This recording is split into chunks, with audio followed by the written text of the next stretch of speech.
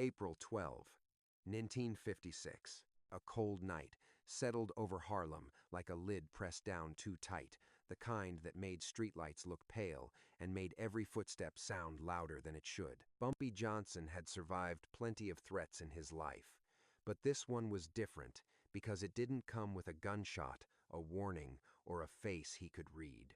This one came quietly, disguised as something normal, something safe. Something that could slip past muscle and reputation and end a king without a fight. The title of Untouchable meant nothing against Poison. Poison didn't care about power.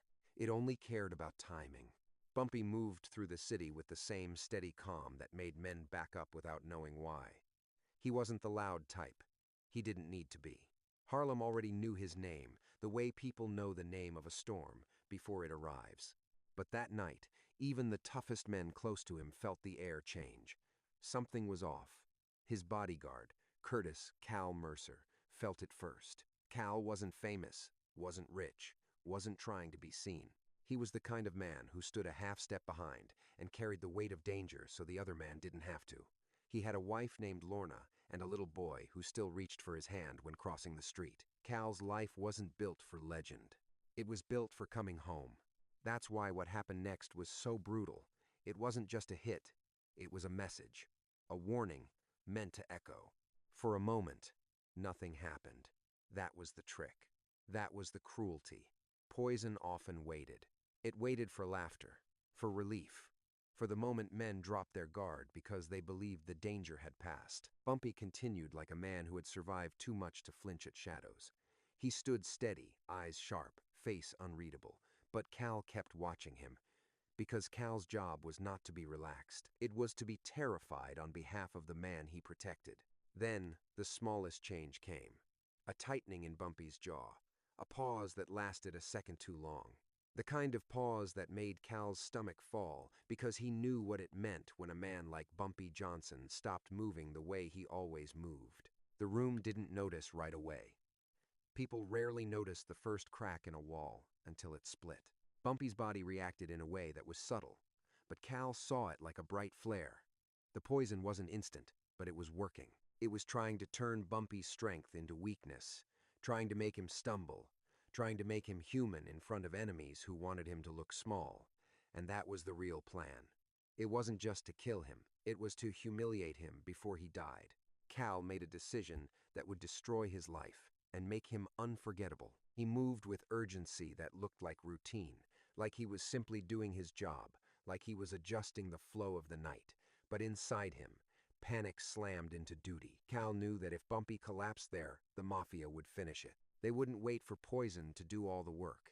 They would turn the room into a slaughterhouse, and Harlem would wake up to headlines that made Bumpy look weak. Cal could not allow that. Not because Bumpy was perfect, but because the power Bumpy held wasn't only for himself. In Harlem, power could be protection. When Bumpy stood tall, people who had nothing felt less alone, and Cal knew something else. If the poison was in that drink, it meant there was more of it nearby. It meant someone here had planned this carefully. It meant there was no time to investigate, only time to act. Cal got Bumpy out. Not dramatically, not loudly, just fast enough. He placed himself between Bumpy and every set of eyes. He guided him into night air that felt colder than it should. Bumpy's face stayed controlled, but control didn't erase the way his breathing shifted. He was fighting something inside his own body. A man can fight a rival. A man can fight a gun, but fighting poison is like fighting smoke. It's already inside you. Cal did not think about glory. He thought about Lorna. He thought about his son's small hand. He thought about the promise he made every morning without saying it, that he would come back. But then he looked at Bumpy and saw a man who had become a symbol whether he wanted to or not, and Cal chose the symbol over himself. That choice was not romantic.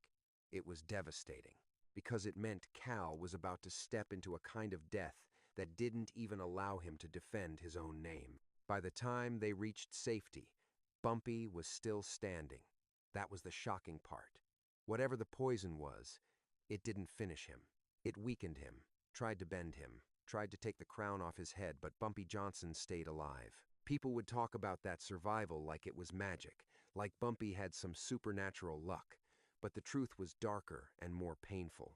Bumpy survived because Cal took the worst of it. The exact moment it happened wasn't loud, but it was final. Cal's body began to betray him in a way that turned the night into a nightmare.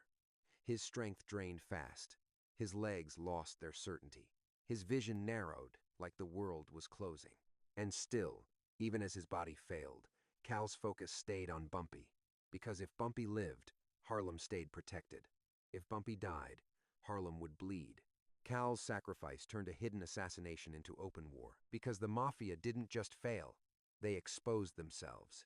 They proved they were willing to poison a man in Harlem and let the fallout spread into families, businesses, and streets. They proved they didn't care who died, as long as Bumpy fell. And Bumpy Johnson, even in pain, even shaken, had one reaction that made every enemy in New York feel cold. He didn't grieve like an ordinary man. He didn't beg for peace. He didn't call it a tragedy and move on. He took it as a contract written in blood. And when word reached Harlem that Bumpy survived but his bodyguard didn't, the streets didn't just mourn. They waited. Because everyone knew what came next when someone tried to poison a king and instead murdered the shield that protected him. Bumpy Johnson was going to make them pay. But he wasn't going to do it with a quick bullet. He was going to do it in a way that would terrify every boss who thought poison was the clean method. He was going to turn their quiet plan into the loudest warning they had ever heard. And the first step in Bumpy's revenge began with a single name, one man in that room who smiled at the wrong time because Bumpy had noticed something that Cal never got the chance to say, and that detail would lead to the most violent payoff the Mafia never saw coming. Cal Mercer didn't die like men usually did in Harlem. There was no gunshot echoing off brick walls, no crowd scattering, no sirens racing in too late. His death came quietly, the way poison always does, slipping through the body like a lie that spreads before the truth can stop it. And that quietness made it crueler. Because by the time anyone realized Cal was dying, the decision that killed him had already been made. He had absorbed what was meant for another man. Bumpy Johnson sat nearby, alive but shaken, his body fighting something invisible. Survival didn't feel like victory. It felt borrowed. Every breath he took felt like it belonged to someone else now. Cal's breathing had changed first, shallow, uneven, like his lungs were forgetting how to work. His hands, the same hands that had pushed danger away from Bumpy for years, trembled without permission. Strength left him fast, as if someone had opened a drain inside his chest and let his life pour out. Bumpy wanted to speak, but words felt useless. What do you say to a man who just traded his life for yours without asking? What do you offer someone whose sacrifice you never requested but now could never repay? Cal didn't need thanks. He didn't need apologies. He needed the one thing he would never see: justice. By the time Cal collapsed fully, the poison had already drawn a hard line between before and after. There was no saving him, no miracle, no sudden recovery. His death wasn't dramatic, but it was final. And in Harlem, final things carried weight. News moved faster than ambulances. Whispers outran official reports. By the time Cal's body was covered, the story had already changed shape. People didn't say, "Cal Mercer died." They said, "They poisoned Bumpy and killed his bodyguard instead." That difference mattered, because it turned a failed assassination into a declaration of war. The Mafia had crossed a line they couldn't erase. Poison was supposed to be discreet. It was supposed to end things quietly, without drawing attention, without forcing retaliation. Instead, it exposed cowardice. It showed they were afraid to face Bumpy directly, and worse, it showed they were willing to let an innocent man die just to prove they could reach him. Harlem reacted the way Harlem always did when power shifted. Shops closed early, conversations lowered. Mothers pulled their children inside before sunset. Men who had no business being involved suddenly felt involved anyway, because violence at that level never stayed contained. When someone poisoned a king, everyone felt the tremor. Bumpy didn't speak publicly. He didn't shout. He didn't promise revenge in dramatic speeches. That silence frightened people more than rage ever could. Because men like Bumpy Johnson didn't explode, they calculated. and calculation meant suffering lasted longer. Bumpy replayed the night again and again in his mind. The drink, the hands, the smile that lingered too long, the pause that didn't belong. Poison always left a trail, not of evidence, but of behavior. Someone had arranged this. Someone had watched. Someone had waited to see if Bumpy would fall. And someone had already reported the outcome back to men who thought they were safe, behind distance and deniability. They assumed Bumpy would be weakened by survival, that near death would slow him, that fear would creep in where confidence once lived. They believed poison had done enough damage even if it didn't kill him. They never considered what it would do to a man who already had nothing left to prove. Cal's funeral sealed it, not with speeches but with presence. The kind of presence that told everyone watching that this death would not be filed away as collateral damage.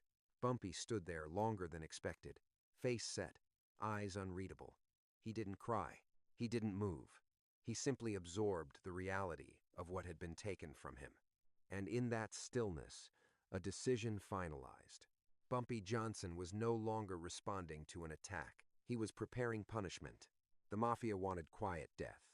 Instead, they had created a loud reckoning, one that would move step by step, name by name, until the men responsible understood exactly what it meant to poison a king and kill the shield that protected him. Because Bumpy had identified the first link in the chain, a messenger who thought passing along a smile was harmless. And that man had no idea that his small role had just placed him at the center of a storm that would drown everyone connected to him, and what Bumpy planned to do next would make Cal's death look like the beginning, not the cost. Not a big one, not a nervous grin, just a fraction too slow to fade when Bumpy's eyes moved away. The kind of smile a man wore when he believed the hardest part was already done. Bumpy remembered it because it didn't belong in that moment. In rooms like that, smiles vanished fast. Respect replaced them. Fear lived just under the skin. But that man had smiled like the future was already settled. Bumpy didn't speak about it. He didn't ask questions in public. He let the city do what it always did: talk. Harlem was loud when it wanted to be, and precise when it mattered. Rumors drifted back to him, wrapped in half-truths and nervous laughter. Names came up, disappeared, came back again. Patterns formed, and patterns were louder than confessions. The man with the smile was a courier, not a boss. Not a shooter. A go-between who thought he was invisible because he never pulled a trigger. He carried words, directions, confirmations, the kind of work men took when they wanted to feel powerful without bleeding for it. He had been told this job was safe, clean, that poison would end things without witnesses, and that history would forget the hands that passed the glass. History never forgets the hands. Bumpy waited. That patience confused people. They expected retaliation to come fast and hot. Instead, nothing happened. Weeks passed. The city settled into a tense quiet.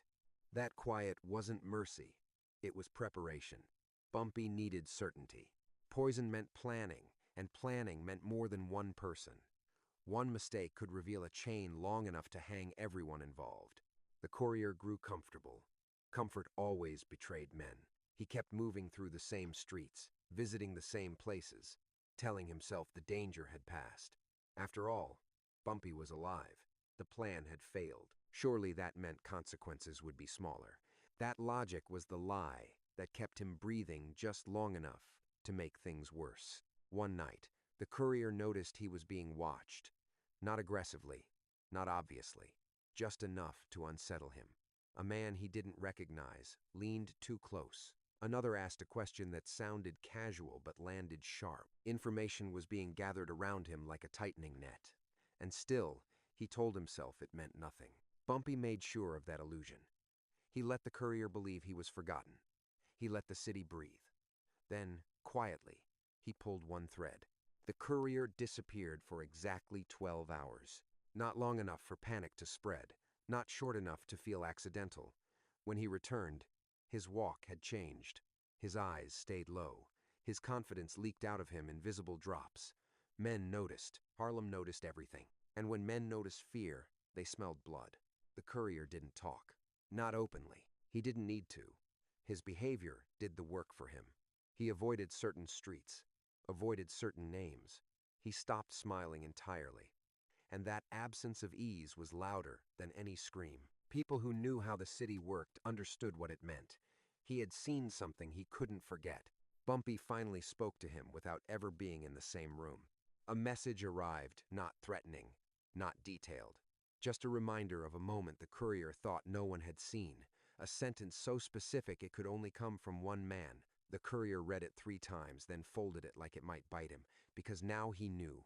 The mistake he thought was invisible had been preserved perfectly. That realization cracked him. He began making offers, quiet ones. He hinted at information, names, locations, the structure of the plan. He didn't know everything, but he knew enough. Enough to reveal how deep the poison plot went. Enough to show that this wasn't a single desperate move, it was coordinated, approved, and funded by men who believed distance made them untouchable. Bumpy listened, always listening, always weighing truth against fear, and what he learned reshaped the board. The poison had been sourced through layers meant to protect the top. Each layer believed it was disposable only upward, never downward. But Cal's death had inverted that belief. Now, everyone was disposable. Routes that had stayed open for decades suddenly closed. Deliveries arrived late or not at all. Meetings were postponed without explanation. Men who always answered phones stopped answering. The Mafia mistook this for coincidence. Coincidence was comforting. Coincidence meant control hadn't slipped, but control had already shattered. Bumpy didn't strike immediately, because immediate strikes warned enemies. Instead, he applied pressure in places that didn't look like pressure. He touched money first, not by stealing it, but by interrupting its flow. When money stalled, tempers flared. When tempers flared, mistakes followed. And mistakes revealed who was nervous. The men at the top argued among themselves. They blamed intermediaries. They blamed timing. They blamed the poison itself. Anything except the truth that Bumpy Johnson was still standing, and worse, he was thinking clearly. The Mafia tried to course correct. They sent feelers, neutral voices, people who spoke softly and promised resolution. They suggested boundaries. They offered apologies that weren't apologies, framed like misunderstandings. Poison, they implied, was never meant to go that far. That was another mistake, because it told Bumpy exactly how far they were willing to go. He refused to meet, refused to respond. Silence again, silence that made grown men stare at walls too long. Because silence from Bumpy wasn't absence, it was intent. The Mafia decided on escalation. If poison hadn't worked, they would answer with force. Direct force. A show meant to reassert dominance. They chose a location tied to money and reputation, believing that a public act would force Bumpy into reaction instead of strategy. They believed speed would save them. They were wrong. Bumpy knew before it happened, not because someone told him directly, but because desperation always leaked. Movements changed, guards shifted, vehicles appeared where they didn't belong. Harlem whispered again, and those whispers reached Bumpy faster than any phone call. He let the plan proceed. That decision terrified the men closest to him. Letting an enemy act felt dangerous, but Bumpy understood something they didn't. Letting enemies reveal themselves was safer than guessing. When the Mafia moved, they exposed not just intent, but hierarchy. Who gave orders? Who followed? Who hesitated? The night the Mafia acted, it wasn't chaos they unleashed, it was confirmation. Their show of force failed to deliver its message. Instead, it showed weakness. Too many men, too much noise, too much fear behind the aggression. Harlem didn't recoil, it watched. And watching meant remembering. Bumpy's response came later, quieter, and far more devastating. He didn't hit the same place. He hit what fed it. He didn't target reputation. He targeted reliability. The Mafia prided themselves on being predictable to allies and unpredictable to enemies. Bumpy reversed that. Allies were left guessing. Enemies were studied. Men began to defect, not dramatically, not publicly. They just stopped showing up when called. They stopped volunteering. They started protecting themselves instead of the organization. Fear had shifted sides. The poison plot had been designed to end a problem cleanly. Instead, it had exposed leadership that couldn't protect its own secrets. and leadership without secrecy was already dead, it just didn't know it yet. Bumpy waited for the final signal. It came when one of the men who signed off on the poison made a move that screamed guilt. A relocation attempt, disguised as business. Papers prepared in haste. Accounts shuffled.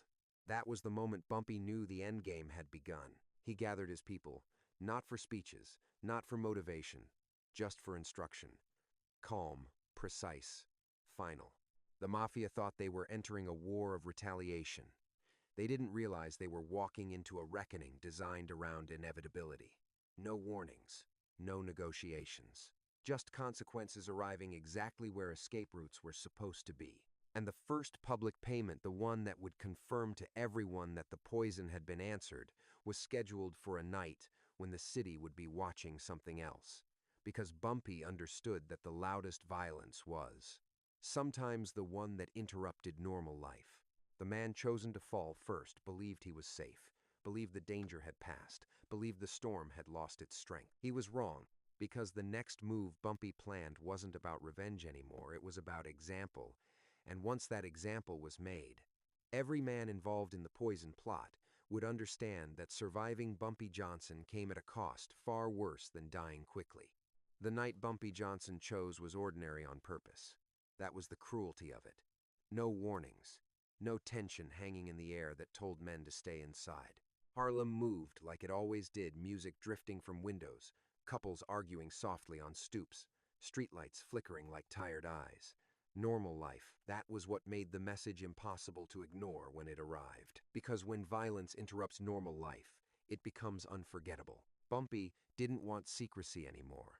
Secrecy had been the Mafia's weapon. Poison had thrived in shadows. Tonight, the response would live in memory.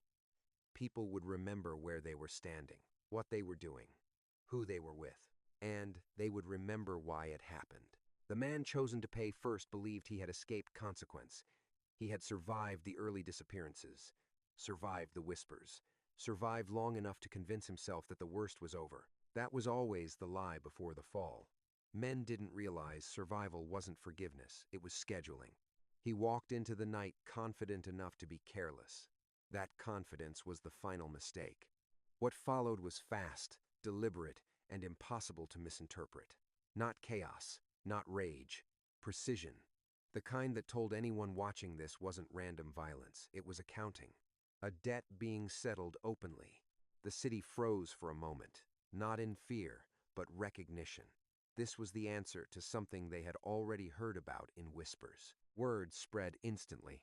They tried to poison Bumpy. They killed his bodyguard. This is payment. Bumpy wasn't there. He didn't need to be. Power didn't require presence anymore. His absence was louder than a speech. Everyone understood who had authorized this, without a name being spoken. Harlem didn't cheer. It didn't celebrate. It absorbed. Because even people who lived outside the game understood one truth.